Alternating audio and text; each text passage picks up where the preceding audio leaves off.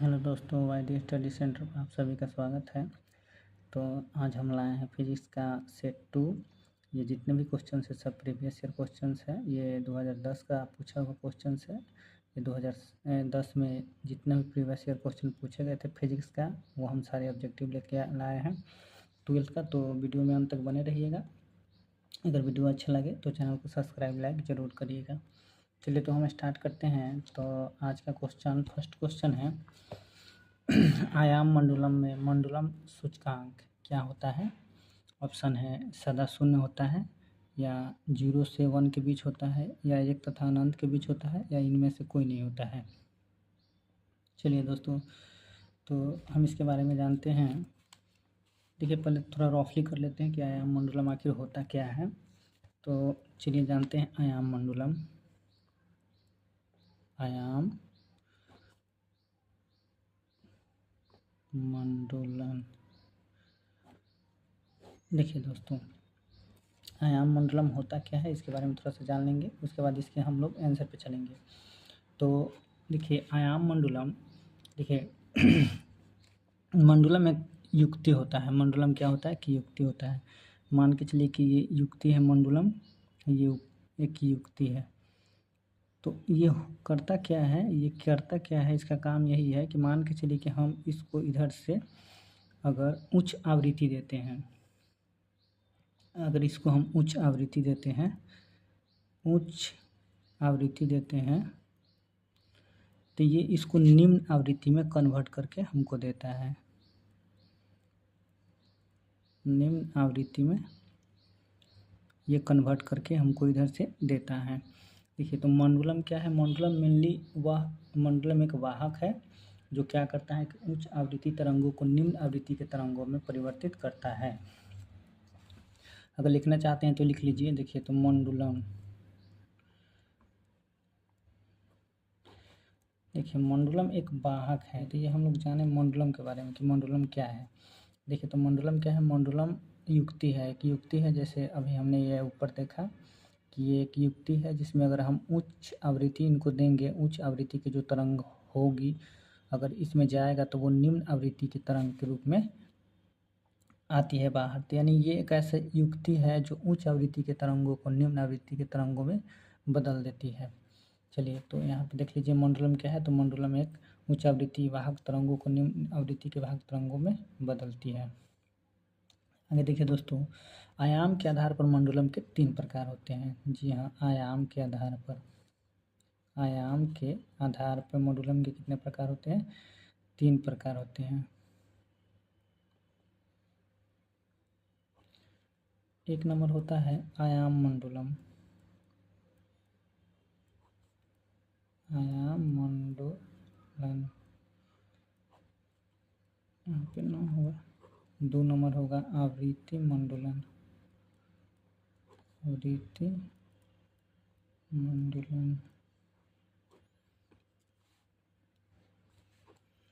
3 number होगा कला मंडलम। Sorry, सब में ना हो गया है, माँ बना लीजिएगा। मंडलम। चलिए अब देखते हैं। देखिए, हमने ऊपर समझा कि मंडलम के बारे में। तो मंडलम एक युक्ति है जो उच्च आवृत्ति तरंगों को निम्न आवृत्ति के तरंगों में बदल देती है। यहाँ हमने इनका डिफिनेशन भी लिख दिया। मंडलम क्या है, युक्ति है जो उच्च आवृत्ति के वाहक तरंगों को निम्न आवृत्ति के वाहक तरंगों में बदलती है। यहाँ तक कोई दिक्कत नहीं होगा। अब देखिए, आयाम के आधार पर मंडलम के कितना होते हैं, 3। आयाम के आधार पर 3। चलिए, आयाम के आधार पर मंडलम के 3 प्रकार होता है। एक होता है आयाम मंडलम, एक होता है आवृत्ति मंडलम, और एक होता है कला मंडलम। जिसमें आवृत्ति मंडलम, इसके बारे में आवृत्ति मंडलम, तो आवृत्ति मंडलम जो होता है इसका वाहक होता है 0 से 1 के बीच। इसका जो सूचक होता है 0 से 1 के बीच। यही हम लोग का क्वेश्चन में पूछा था आयाम मंडलम के बारे में। तो देखिए यहाँ पे आयाम मंडलम क्या हो जाएगा, इसका सूचक 0 से 1 के बीच। इसका आंसर क्या हो जाएगा, बी नंबर। चलिए आगे देखते हैं 2 नंबर। समानांतर प्लेट संधारित्र के प्लेटों के बीच परावैद्युतांक पदार्थ डालने पर संधारित्र की धारिता क्या होती है। चलिए इसके बारे चलिए 2 नंबर देखते हैं। समानांतर प्लेट संधारित्र के प्लेटों के बीच परावैद्युतांक पदार्थ डालने पर संधारित्र की धारिता बढ़ती है, घटती है, अपरिवर्तित रहती है या कुछ कथन नहीं कहा जा सकता। चलिए तो थोड़ा हम लोग रफली कर लेते हैं। समानांतर प्लेट संधारित्र, चलिए देखते हैं समानांतर प्लेट संधारित्र आखिर होता क्या है। देखिए, संधारित्र एक ऐसा निकाय है जिस पर हम आवेश को क्या करते हैं, संचित रख सकते हैं। यहाँ पे संधारित्र की जो बात की गई है, देखिए यहाँ पे, तो संधारित्र एक ऐसा निकाय है जिस पर हम आवेश को संचित कर सकते हैं। देखिए मान लीजिए ये कोई प्लेट है, ये कोई प्लेट है। संधारित्र का डिफिनेशन हम लिख देते हैं, 1 मिनट पहले समझा देते हैं, उसके बाद लिख देंगे। मान के चलिए कोई प्लेट है, ये भी एक प्लेट है। चूँकि 2 प्लेट हमने लिए, चूँकि वो बोल रहे हैं समानांतर यहाँ पे चर्चा किया है, तो समानांतर 2 प्लेट हो गया। अब देखिए मान के चलिए कि ये एक्स प्लेट है, ये वाई प्लेट है, 2 प्लेट हमने ले लिया। और देखिए यहाँ पे तार लगा होता है, यहाँ पे इससे वायर कनेक्ट होते हैं, यहाँ पे इससे वायर कनेक्ट होते हैं, यहाँ भी इससे वायर कनेक्ट होते हैं। 2 प्लेट होता है, यहाँ भी इससे वायर कनेक्ट होते हैं। और देखिए ये वाला जो प्लेट होता है, इसका वायर जो होता है अर्थ में यानी पृथ्वी में लगा रहता है। यहाँ पृथ्वी लिख लीजिए ताकि पता चले कि ये इसका जो वायर होता है ये पृथ्वी में लगा रहता है। देखिए दोस्तों, मेनली क्या होता है कि अगर ये 2 प्लेट है संधारित्र, अगर हम इस पे प्लस चार्ज देते हैं, अगर हम इस पे प्लस चार्ज देते हैं तो जो संधारित्र का ये जो आंतरिक होता है यानी दूसरे प्लेट, अगर इस प्लेट पे अगर हम प्लस चार्ज देंगे तो दूसरे प्लेट का ये जो आंतरिक भाग होगा, यहाँ पे माइनस चार्ज आ जाएगा, यहाँ पे माइनस चार्ज आ जाता है, यहाँ पे माइनस चार्ज आ जाएगा। अगर हम एक संधारित्र प्लेट को अगर यहाँ पे प्लस चार्ज देंगे तो दूसरे पर माइनस चार्ज आ जाएगा, और इसके बाह्य परत पर क्या होगा, प्लस चार्ज आ जाता है। इसके बाह्य परत पर क्या होता है, प्लस चार्ज आ जाता है। तो ये तो संधारित्र होगा। अब देखिए देखिए संधारित्र क्या होता है, यहाँ लिख लीजिए। तो संधारित्र एक ऐसा निकाय है, संधारित्र एक संचित रखते हैं। देखिए तो संधारित्र क्या है, संधारित्र एक ऐसा निकाय है जिस पे आवेशों को हम संचित रखते हैं। अब देखिए ये समझ में आया संधारित्र का 2 प्लेट क्या है, जो जिसमें हम अगर एक पर प्लस चार्ज देंगे तो दूसरे पर क्या होगा, अपने माइनस चार्ज होगा, आंतरिक वाले पर, बाह्य वाले पर क्या होगा, प्लस चार्ज आता है। अब देखिए संधारित्र का फॉर्मूला होता है, संधारित्र की धारिता का फॉर्मूला होता है सी, इसको कैपेसिटर बोला जाता है, इसे सी से डिनोट किया जाता है। संधारित्र की धारिता का फॉर्मूला होता है Q/V। इसका एक और सूत्र होता है एप्सिलॉन नॉट A/D। देखिए चूँकि इसी का ये मॉडल रूप है एप्सिलॉन नॉट बाई A/D, तो ये कब होता है, जब प्लेट के बीच की दूरी अगर D हो और विभवांतर V हो। तो हम यहाँ पे इसको ये ऐसी करके, और देखिए वैद्युत क्षेत्र बराबर होता है, वैद्युत क्षेत्र E बराबर होता है V/D। अगर देखिए प्लेटों के बीच की दूरी अगर D हो और विभवांतर V हो तो वैद्युत क्षेत्र बराबर E/D होता है, यानी विभवांतर बट्टे दूरी होता है। तो यहाँ से हमको मेनली क्या V का मान निकाल के इसमें पुट कर दीजिएगा तो आ जाएगा। चलिए तो हम यहाँ से अगर V का मान निकाल लेंगे तो ये हो जाएगा E/D विद्युत क्षेत्र epsilon not into D into V। तो ये V बराबर आ गया एप्सिलॉन नॉट इंटू D, इसका मान यहाँ पे रख दीजिएगा तो आ जाएगा। अब चलिए आगे हम लोग चलते हैं कि क्वेश्चन क्या बोला है। क्वेश्चन बोला है कि समानांतर प्लेट संधारित्र के प्लेटों के बीच परावैद्युतांक पदार्थ डालने पर संधारित्र की धारिता क्या होता है। देखिए अगर संधारित्र की ये जो संधारित्र है, अगर इस संधारित्र के दोनों प्लेटों के बीच हम अगर अगर इसके क्षेत्रफल को भी बढ़ाएंगे या दोनों प्लेटों की दूरी को अगर हम कम करेंगे या कोई भी इस दोनों प्लेटों के बीच कोई भी परावैद्युतांक अगर डालेंगे तो अगर कोई भी डालेंगे तो इसकी धारिता क्या होती है, बढ़ती है। देखिए तो इसका 3 कंडीशन होता है, 3 कंडीशन याद रखिएगा। इसकी धारिता कब कब बढ़ेगी, धारिता बढ़ती है, धारिता कब कब बढ़ेगी। 1 नंबर, पहला नंबर सतह के क्षेत्रफल को जब बढ़ाया जाए तब इसकी धारिता बढ़ेगी। अभी हमने बताया, यानी इसके सतह का जो भी ये क्षेत्रफल है अगर इसको बढ़ाइएगा, इसका एरिया बढ़ेगा तो इसकी धारिता बढ़ेगी। सतह का क्षेत्रफल बढ़ाया जाए। चलिए 2 नंबर में अगर प्लेटों के बीच की दूरी को अगर कम कर दिया जाए फिर भी धारिता क्या होती है, बढ़ती है। तो प्लेटों के बीच की दूरी को कम करने पर, चलिए 3 नंबर होता क्या है, प्लेटों के बीच अगर परावैद्युतांक सामग्री का उपयोग किया जाए फिर भी इसकी धारिता क्या होगी, बढ़ेगी। प्लेटों के बीच वैद्युतांक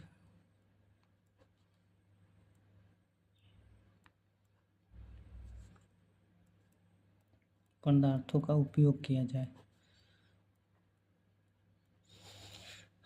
ये 3 चीज़ मेनली होता है, 3 चीज़ याद रखिएगा कि ये जो प्लेट है, ये दोनों प्लेट अगर इन दोनों प्लेट का अगर इसके सतह का क्षेत्रफल हम बढ़ाएंगे, यानी इसके क्षेत्रफल को अगर हम बढ़ा देते हैं, मान के चलिए ये इतना है तो इससे यहाँ से यहाँ तक ला देंगे, इसको यहाँ से यहाँ तक ला देंगे। अगर ये क्षेत्रफल बढ़ेगा तो इसकी धारिता क्या होगी, बढ़ेगी।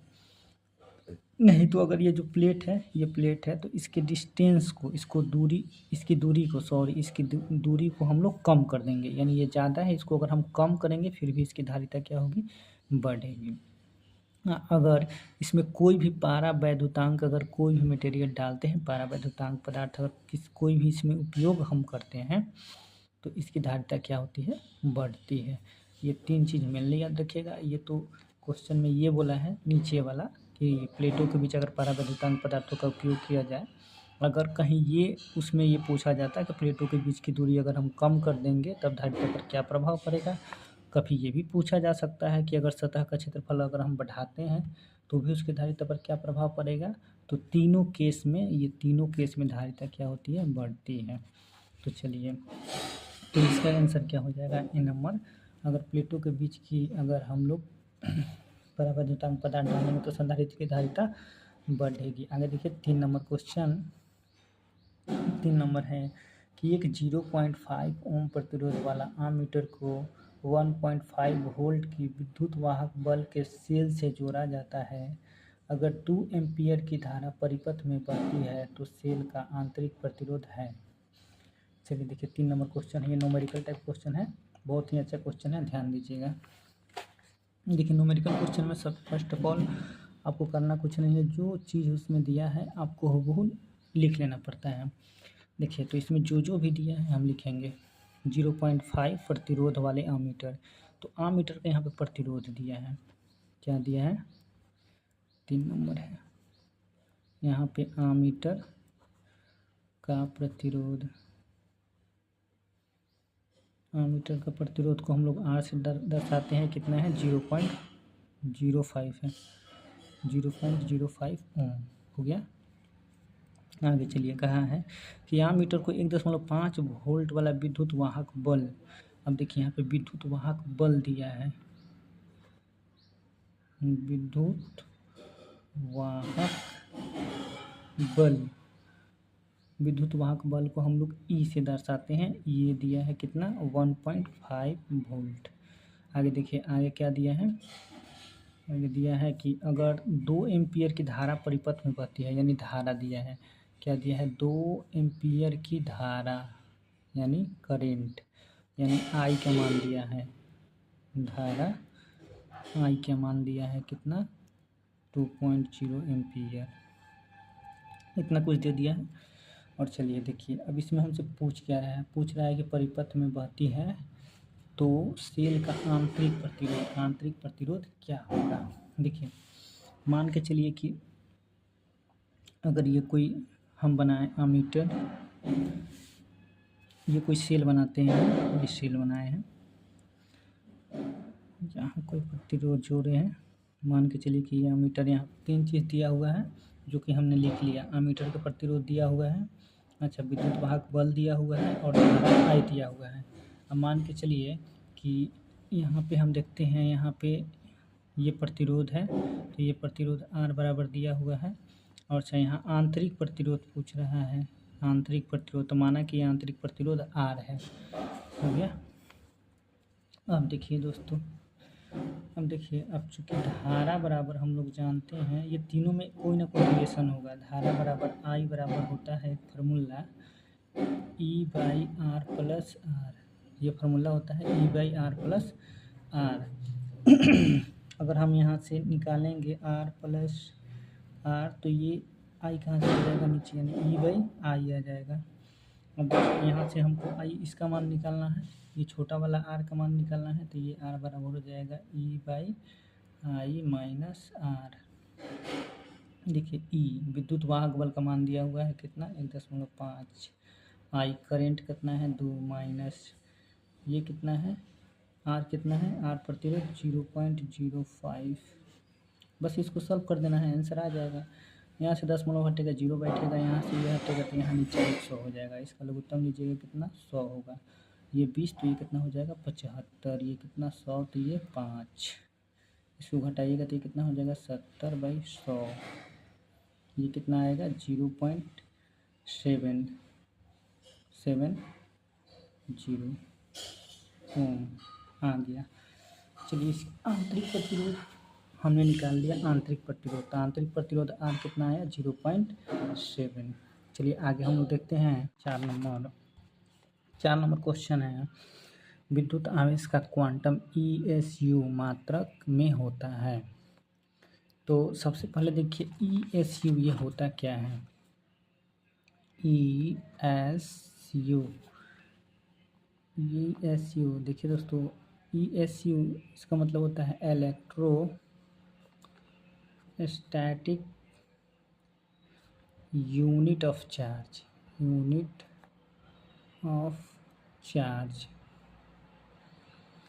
ESU देखिए क्वेश्चन में यहाँ मेंशन है ESU, तो ESU का माने होता है इलेक्ट्रोस्टैटिक यूनिट ऑफ चार्ज, इसको हिंदी में बोलते हैं स्थिर वैद्युत आवेश, स्थिर वैद्युत आवेश।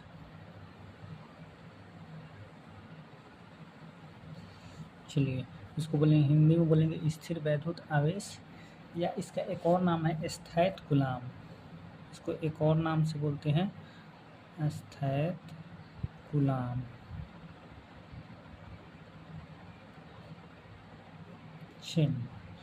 हो गया। देखिए तो क्वांटम क्या होता है, यहाँ पे एक और चर्चा है क्वांटम शब्द, यानी क्वांटम ESU।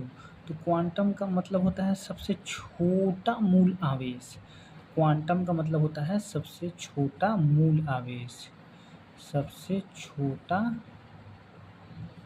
मूल आवेश।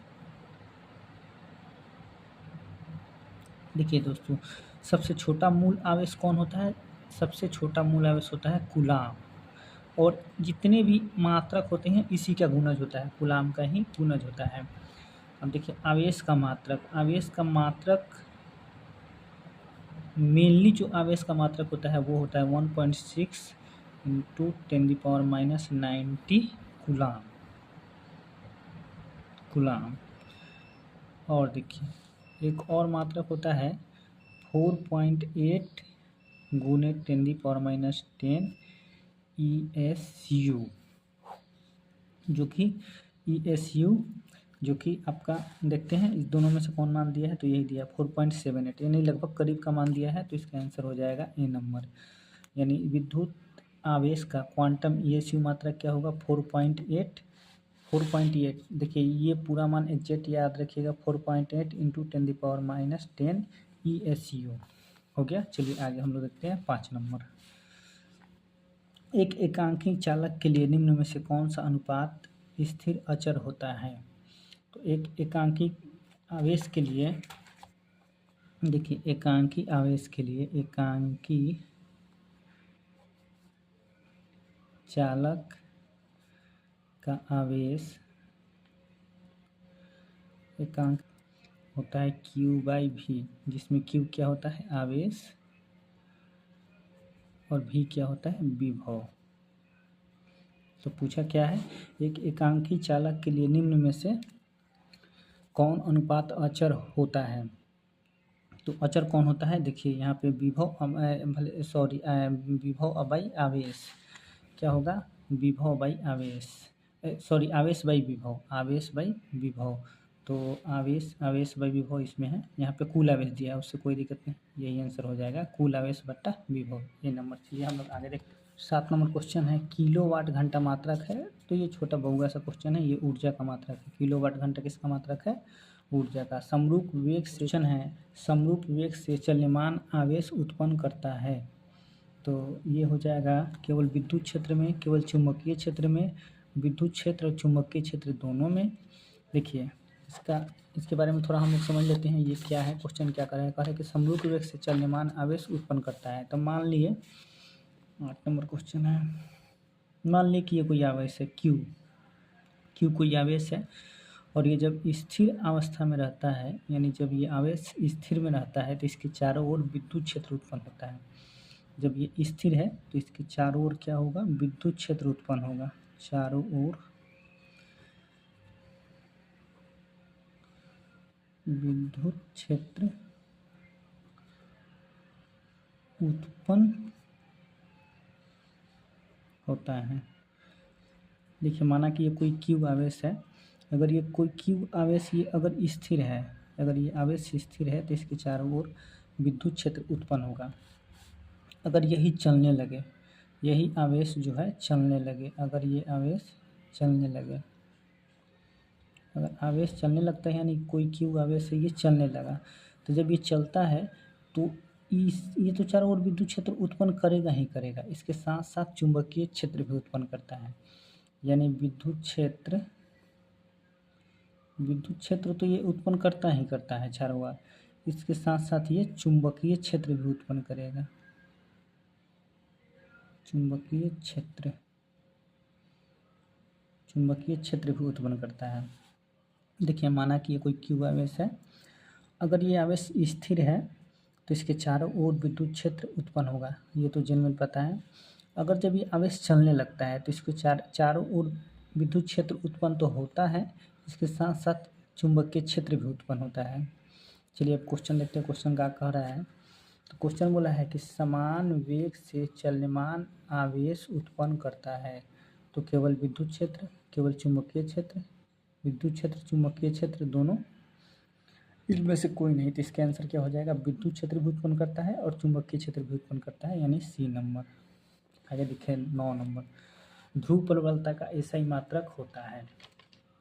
आगे देखिए 9 नंबर, देखिए ध्रुव प्रबलता होता क्या है, पहले ये हम लोग समझते हैं।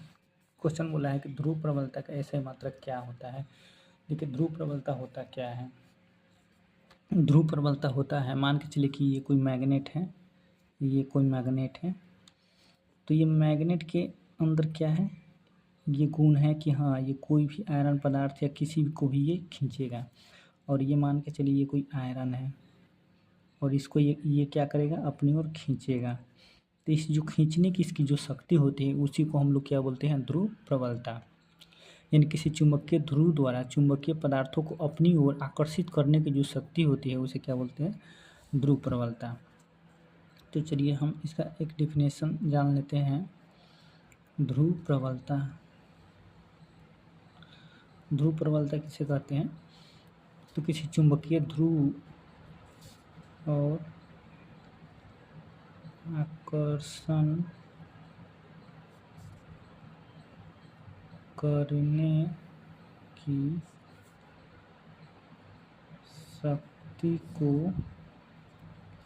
ध्रुव प्रबलता बोलते हैं।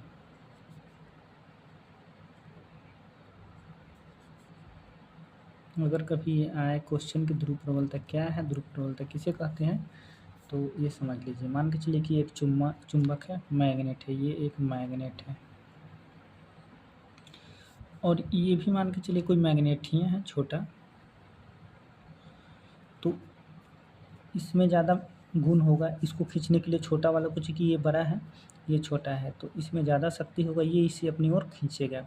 तो ये जिस शक्ति से या जिस पावर से ये अपनी ओर खींच रहा है इसे, इसी शक्ति इसी पावर को हम लोग क्या बोलते हैं, ध्रुव प्रबलता कहते हैं। यानी किसी चुंबकीय ध्रुव द्वारा चुंबकीय पदार्थों को अपनी ओर आकर्षण करने की जो शक्ति है उसे क्या बोलते हैं, ध्रुव प्रबलता बोलते हैं। आगे देखिए दोस्तों, हमको क्या पूछा है, ध्रुव प्रबलता का एसआई मात्रक। अच्छा हाँ चलिए, ध्रुव प्रबलता का एसआई मात्रक होता है, इसका एसआई मात्रक होता है एम्पियर मीटर। एम्पियर के लिए हम लोग ए लिख सकते हैं, मीटर के लिए एम लिख सकते हैं। तो एम्पियर मीटर इसका क्या है, एसआई मात्रक है। तो सिंपल से इसका एसआई मात्रक इसमें पूछा है और कुछ नहीं है, तो यहाँ पे इसका हो जाएगा ध्रुव प्रबलता का एसआई मात्रक हो जाएगा एम्पियर मीटर। आगे देखिए 10 नंबर क्वेश्चन, एलसीआर परिपथ में ओमेगा कोणीय आवृत्ति का एक एसी स्रोत जुड़ा है, धारा का शिखर मान महत्तम होगा यदि, देखिए एलसीआर, इसमें मेनली एलसीआर, जहाँ एल फोर क्या होता है, इंडक्शन कॉइल,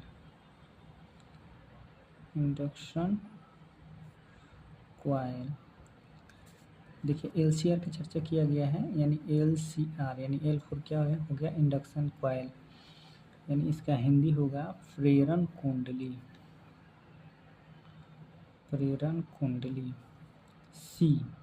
सी माने क्या होगा, कैपेसिटर,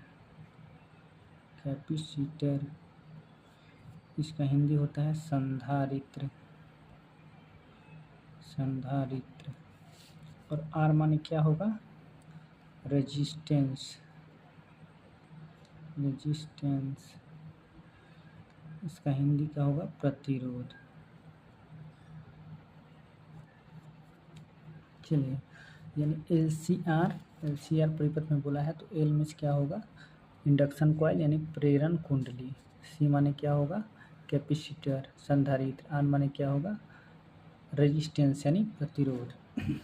अब क्वेश्चन में कहा है कि श्रेणी परिपथ में, यानी हमको एलसीआर को किस परिपथ में जोड़ना है, श्रेणी परिपथ में। चलिए तो कुंडली बनाते हैं, उसे हम श्रेणी परिपथ में जोड़ते हैं पहले। तो हम ये बनाए, मान के चलिए कि यहाँ पे एक वोल्टता है,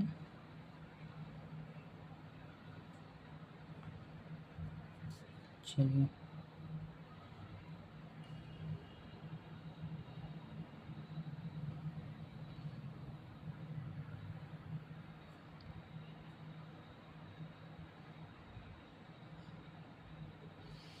मान के चलिए कि ये एल है, ये सी हो गया और ये आर हो गया। तो यहाँ वोल्टता क्या होगा, वी एल, यहाँ वोल्टता क्या होगा, वी सी, यहाँ वोल्टता क्या होगा, वी आर हो गया। इसमें हम करंट फॉलो कर रहे हैं, यानी आई करंट धारा इसमें प्रवाहित कर रहे हैं। और देखिए यहाँ पे वोल्टता क्या होगा, V naught sine omega t, यहाँ पे वोल्टता होता है V naught sine omega t. आगे देखिए, और मान के चलिए कि ये तीनों को हम श्रेणी क्रम में जोड़ दिए हैं, एल को भी, सी को भी, आर को भी, एक श्रेणी क्रम में श्रेणीबद्ध जोड़ दिए हैं। अब देखिए, अब यहाँ पर अगर हम एल यानी यहाँ पर भी, यहाँ पर अगर हम वोल्टता देखें तो मेरा क्या हो जाएगा, यहाँ पे एल के लिए चूँकि करंट इसमें भी प्रवाहित हो रहा है, देखिए वी बराबर ओम के नियम से आई आर होता है। चलिए तो यहाँ पे वोल्टता क्या होगा, यानी वी एल बराबर का हो जाएगा आई, आर के जगह पर कितना प्रतिरोध यहाँ पर कितना हो जाएगा, तो एक्स आर। सेम उसी तरह हो जाएगा यहाँ पे वी सी के लिए आई इंटू एक्स सी, यहाँ पे वी आर के लिए कितना हो जाएगा, आई आर आयर हो गया। चलिए अब क्वेश्चन में क्या कहा है कि धारा का शिखर मान महत्तम मान क्या होगा, तो हमको यहाँ तक जाना है। ओमेगा आवृत्ति का है जो एसी से जुड़ा है, ठीक है, एसी से हम सबको जोड़ दिए हैं। और धारा का शिखर मान यानी महत्तम मान क्या होगा, देखिए सबसे पहले जानिए, यानी प्रतिघात बराबर होता है √r² प्लस x²। इसको हम लोग जेड से डिनोट करते हैं, यानी जेड बराबर हो जाएगा, हम इसको लिख सकते हैं r²। देखिए प्रतिघात या प्रतिरोध या प्रतिबाधा इस रोध का लगभग समतुल्य ही होता है, तो जेड बराबर प्रतिघात बराबर हो जाएगा। देखिए प्रतिघात सब जगह अलग अलग होगा, यहाँ अलग होगा, यहाँ भी अलग होगा, हर एक जगह अलग होगा। तो देखिए मान के चलिए कि अगर हम x कोई प्रतिघात मानते हैं तो यहाँ अलग हो जाएगा -x, यहाँ भी अलग हो जाएगा, इसका होल स्क्वायर। अब देखिए यानी जेड बराबर क्या हो जाएगा √r² plus xl minus xc whole square. अब चलिए अब हम यहाँ अगर होल स्क्वायर है, अगर इसको स्क्वायर हटाएंगे तो यहाँ पे ये आगे सटेगा, तो ये हो जाएगा z², यानी z² बराबर हो जाएगा r² plus xl minus xc का होल स्क्वायर। अब ये z क्या है, r के बराबर है। देखिए चूँकि इसको ये प्रतिबाधा कहिए या प्रतिरोध कहिए, दोनों तो सेम ही है, तो ये क्या है z बराबर l, तो हम यहाँ पे r z की जगह पे r रख सकते हैं, तो ये हो जाएगा r² बराबर r² plus xl minus xc का होल स्क्वायर। ये r से r ख़त्म, अब यहाँ पे बच गया क्या, यहाँ पे बच गया xl माइनस xc का होल स्क्वायर इसके 0, यहाँ हो जाएगा xl माइनस xc बराबर 0, यानी xl माइनस xl ये उधर चला जाएगा तो बराबर हो जाएगा xc। अब देखिए अब पूछा है दोस्तों क्या कि महत्तम मान, तो महत्तम मान के लिए देखिए हम क्या करेंगे, ये xl xc है, तो ये हमको महत्तम मान निकालना है, तो x क्या है, प्रतिबाधा है, तो प्रतिबाधा का यहाँ पे चूँकि मेंशन किया गया है, देखिए LCR परिपथ में कोणीय आवृत्ति क्या है, कोणीय ओमेगा है, सॉरी, तो हम यहाँ पे मानेंगे ओमेगा l, ये हो जाएगा 1/ओमेगा c, यहाँ से ओमेगा आएगा तो ये हो जाएगा ओमेगा² और ये n नीचे चल जाएगा, यानी 1/LC, यहाँ ओमेगा हटेगा तो ये रूट उधर जाएगा, यानी √LC। तो चलिए कितना आया, ओमेगा बराबर LC। यानी दोस्तों LCR श्रेणी क्रम अगर परिपथ को अगर कोणीय आवृत्ति को AC से श्रेणी क्रम में अगर हम जोड़ते हैं तो धारा का शिखर मान क्या आया मेरे पास, धारा का शिखर मान आया ओमेगा बराबर LC। तो धारा का शिखर मान हो जाएगा ओमेगा बराबर LC, यानी C नंबर इसका आंसर। चलिए इसको एक बार और समझने का प्रयास करते हैं। देखिए इसमें LCR क्वेश्चन में बोला है LCR परिपथ में ओमेगा आवृत्ति का एक AC स्रोत से जुड़ा है, धारा का शिखर महत्तम मान होगा। तो LCR यानी LCR 3 परिपथ है, उसको श्रेणी क्रम में जोड़ना है। L माने प्रेरक कुंडली, C माने संधारित्र और R माने प्रतिरोध। हमने तीनों को श्रेणी क्रम में जोड़ दिया और यहाँ भी वोल्टता लगा दिया, ये वोल्टता हो जाएगा sin ओमेगा t। अब देखिए चूँकि प्रतिबाधा बराबर एक फॉर्मूला होता है r² प्लस x²। x क्या है, प्रतिघात है, x याद रखिएगा प्रतिघात है, तो ये हो जाएगा r² प्लस, हर एक जगह प्रतिघात अलग होगा, यहाँ भी अलग होगा, यहाँ भी अलग होगा, तो हमने लिख दिया यहाँ पे xl माइनस xc का होल स्क्वायर, यानी हो गया r² plus xl minus xc का होल स्क्वायर। यहाँ से देखिए ये जो प्रतिबाधा है ये जेड के बराबर, सॉरी आर के बराबर होता है, ये जो जेड है ये आर के बराबर होता है, यानी प्रतिरोध के बराबर होता है। तो ये हो गया जेड बराबर r² plus xl minus xc का होल स्क्वायर। हम यहाँ z² के जगह r² लिख सकते हैं, तो यहाँ पे हमने लिख दिया r² बराबर ये r², और ये इधर से ये स्क्वायर हटेगा तो इधर इधर से रूट हटेगा, इधर स्क्वायर आकर चढ़ जाएगा, तो यहाँ पे स्क्वायर चढ़ के अब यहाँ पे बचा r² plus xl minus xc का होल स्क्वायर। ये r² से r² ख़त्म, कट गया इधर, और देखिए बचा क्या, एक्स सेल माइनस एक्स सी, इधर क्या बचा है 0, तो स्क्वायर 0। अब ये दोनों को करेंगे तो ये 0 हो जाएगा, स्क्वायर उधर भी जाएगा तो 0 कोई अंतर मान में नहीं आएगा, तो एक्स सेल बराबर एक्स सी आ गया। अब इसका महत्तम मान हमको निकालना है, एक्स क्या है ओमेगा दिया गया है, यानी ओमेगा एल बाई 1/ओमेगा सी। एक्स सी क्या होता है ओमेगा 1/ओमेगा सी। तो यहाँ से हम ओमेगा गुना करेंगे तो ये हो जाएगा ओमेगा स्क्वायर, ये एल को नीचे आया तो एल सी हो गया, ओमेगा बराबर हो गया 1/एल सी। चलिए आगे हम लोग देखते हैं 11 नंबर क्वेश्चन। तो 11 नंबर क्वेश्चन क्या है दोस्तों, कथन और कारक है। चलिए दोस्तों, तो आगे से हम लोग देखेंगे क्वेश्चन 11 से लेके और जितने भी 25 क्वेश्चन है इसमें, यानी 11 से लेके और 25 तक।